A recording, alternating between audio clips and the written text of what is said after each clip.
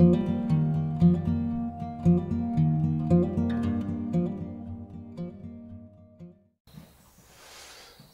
afternoon. It's Monday the 14th of January. I haven't filmed anything in the van since November. I stopped work in December on December the 7th, and I spent quite a bit of time basically making space through a garden out to my chalet, which is out there in the background, so that I could put no end of stuff that was under the carport into the chalet. The carport's now raised, and I'm actually under the carport in the van at the moment, and I'll show you what I've done shortly. But I've done a little bit of strip out in the van since the last video. I've taken out a lot of the side panelling. Most of it didn't have any insulation in at all, as you can see. There's various pieces of sheet metal welded in. That was the one that supported one of the patient seats. Today I've just dropped out the locker on this side. This is the shorter of the two. It's only 2 bays, and there it is, just there. And for those of you that are probably curious about these things, that single locker weighs 30 kilograms. Oh, another corgi. 2 corgis in fact. Hello corgis. This corgi here is Susie. She's the dominant of the pair, and that corgi over there is Molly, and she's my corgi, and she's lovely. And then the beagle is just everybody's dog. His job is basically to get outside and look after the chickens. No, seriously, his job is to be a beagle.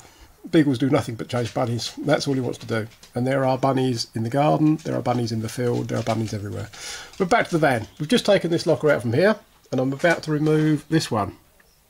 First part of the exercise is it going to focus? Removing these plastic panels. They are curved panels. It's almost double skinned. They hide the bolts and they just neaten up the locker. But it does mean I've got to take it out.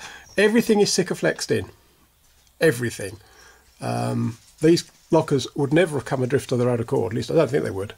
But I'm cutting through it with a Stanley knife and a carpet blade, and then I can bend these panels out to get to the bolts. And I think if I open one of the others, no, that one, next one perhaps, yeah, that's pretty much it. There's also the white plastic cladding behind it, as well as the curved stuff inside there. You can see where condensation, dirt, general muck has formed over the past 8 years that this ambulance has been in service. But I've got to remove these pieces first. Is it focusing? Yes, it is. Got to remove these pieces first. Then I can undo the bolts, and there are bolts there, and 10mm. Where's the camera pointing? There. 10mm bolts, probably into riv nuts or maybe into threaded inserts in plywood, spaced way along. And for the one we've just removed, once we took all the bolts out, that line of Sikaflex along the top there, which may or may not be, yep, I can see it on the camera, that line of Sikaflex alone was holding the locker in, 30 kilos. It's amazing stuff, Sikaflex. Certainly is when you're trying to get anything apart. I've been at this for weeks, and that's perhaps something to bear in mind if you're ever considering buying an ambulance. There's a lot of work in a panel van. There's a lot of work taking it apart, especially when you're certain, as I was, that it's not up to it. There's just not enough insulation in there. You've got bits and pieces of loft insulation up there. There are gaps all over the place where they didn't bother. That pink stuff is where the glue was to spray adhesive to stick the insulation in. Up there are again bits and pieces, but it's just sort of like poked in. It's a bit like insulating your loft really, half and half. There's the heater blower for the air conditioning unit. It's got 4 outlets, and it actually uses the compressor under the bonnet. That's and also the condenser. So the refrigerant is actually run in those pipes there, and they run down through the door pillar. And the only thing I don't like is the fact that they didn't do a particularly good job there of making sure there wasn't any nasty sharp edges on that hole, and I'm not happy about that. There's probably not much I can do about it other than maybe put a small piece of insert in there, but to me that's asking for trouble. I haven't done very much at all. Put the seat back in so I could drive the van under the carport, which I did yesterday, but the main priority at the moment is to get this locker out, get the ceiling down, remove all the cables, and then I can start working backwards, because that's the remaining ambulance electrics. We've already taken out quite a lot, but that lot needs to come out. There's a bunch of relays there. One says ignition. Not sure whether that's just an ignition feed or it's got any control over things. Far top left hand corner is the blue light control unit and headlight flasher. The thing on its back is the control unit for the battery guard 2000, and that relay there is the relay for the battery guard 2000. That's all staying, but I'll relocate it. But the whole part of the exercise really now will be to get rid of this cable harness which runs up there, etc, etc, so that I can make use of this box, ideally for the leisure batteries, but we'll see. They may not fit the ones I've bought, but ultimately ceiling out, lockers out, then the floor up. And look at all this unwinds track, loads of it, and a hole, which I think I mentioned in the previous video, where the one of the patient seats was. There was actually a inch thick piece of aluminium and an inch thick piece of stainless steel in there. Quite surprising. But I'm going to take all this unwinds track out. I think I can get at all the bolts, or rather the nuts underneath the van. I was a bit concerned that at this end the diesel tank may be in the way, but so far it doesn't look like it's going to be. It looks like the bolts stop just short. I do intend to refit it, certainly this long run, because we're going to use it for tethering the dogs, tethering the dog cages and so on and so forth, and also because I bought a seat, a double seat, 10 quid, eBay, absolute bargain. It came with the unwind track couplings on it, but as you can see it's too wide. I would have thought unwinds tracks were fairly universal and standard, but clearly not. So I'm going to have a chat with somebody local and get them to I shall cut that and we'll move it across to one of the other tracks and weld it either as a wider support. But it struck me that a double seat, if and when we need it, just that we can clip in occasionally, would be very, very useful. And it will probably come over towards the centre of the van, because obviously there's going to be furniture on this side. But it's certainly going to be handy for my parents, or even taking one of our sons out and about. So if I can get it in, if the furniture doesn't prevent it, I thought that was 10 quid well spent. Now, when I removed what was originally here, originally there was the main sockets, the heater controls and a couple of 12-volt outlets and the light switches. Those pieces of plywood were an inch thick. They're bonded to the panel. On top of that was another sheet of the white plastic. On top of that was a 1 inch thick lump of plywood. On top of that was a 5mm sheet of aluminium, and on top of that was another sheet of plastic, all stuck on with the world's strongest tape in the entire planet.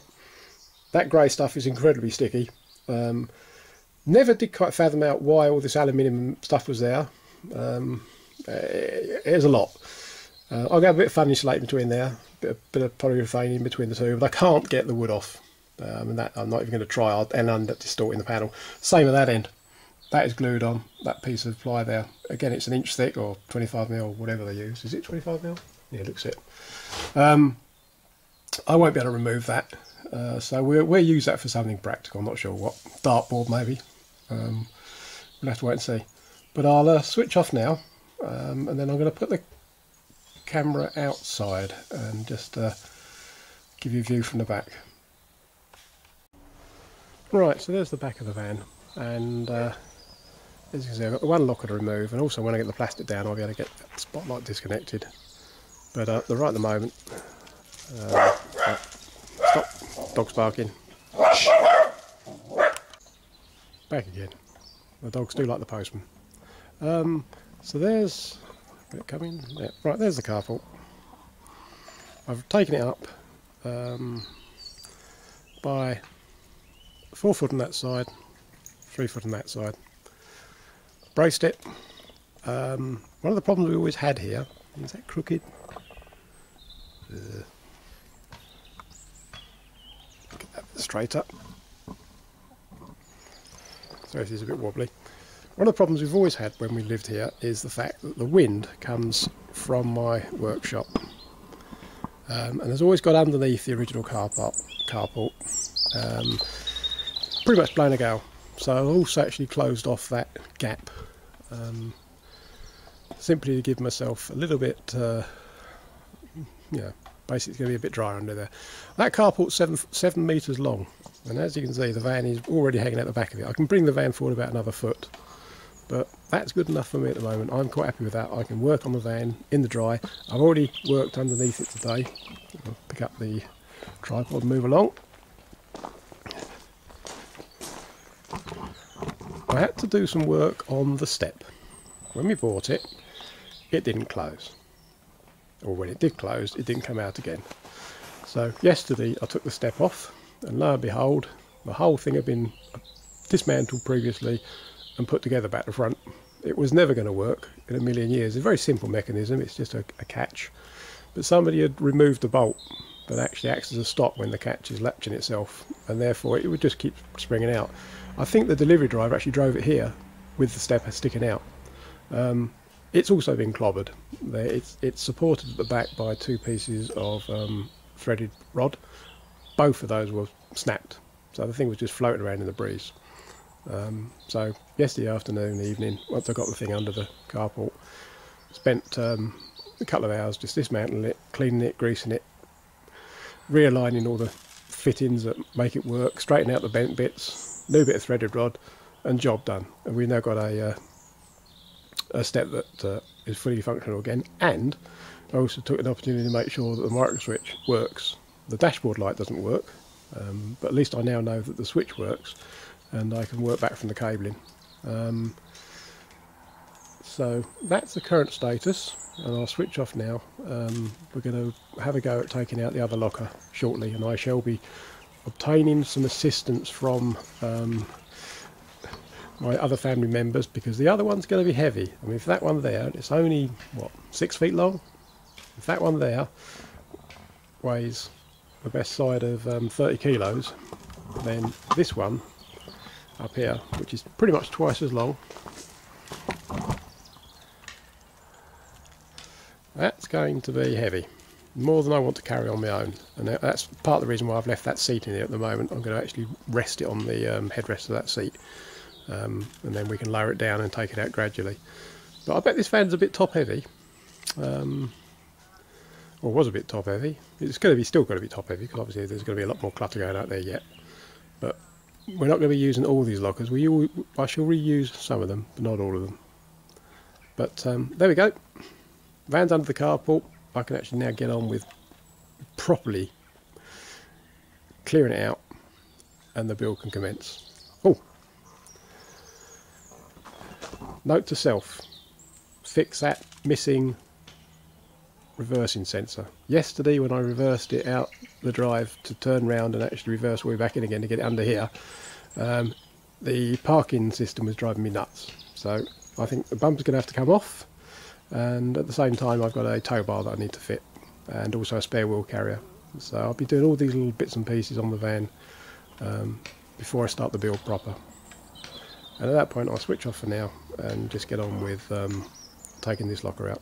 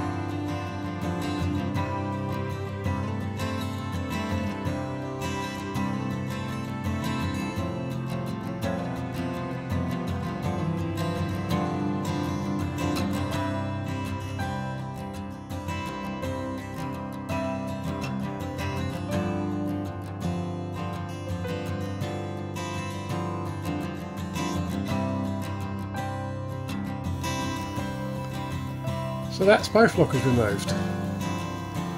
That was a lot easier than I was expecting. The screws,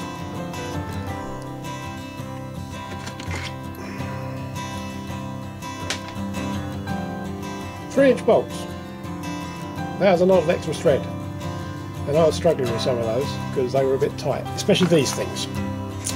So those go into the ceiling, and those went into the wall. So those probably go into sheets of plywood, and those will be into cage nuts, riv nuts, something like that. But they certainly use some long old screws. Anyway, you saw us cut through the Sikaflex with a standing knife, and that was the only thing that was holding that locker up. And that locker, we just weighed it, ironically, 30 kilos, which I'm a bit confused about now, so I must have got one wrong because it's twice as big as the other one. But anyway, needed 2 of us to carry it. Pretty damn heavy. Won't use a lot of it, but I'll use some of it in the van somewhere. So, next job, whoops, is to take that plastic panelling down the side there, and then the ceiling can come down. So I'll go back to the stop motion camera, or the time lapse camera, and just leave that running, because if this is full of double-sided tape, I'm going to be at this for ages. Anyway, ta-ta for now.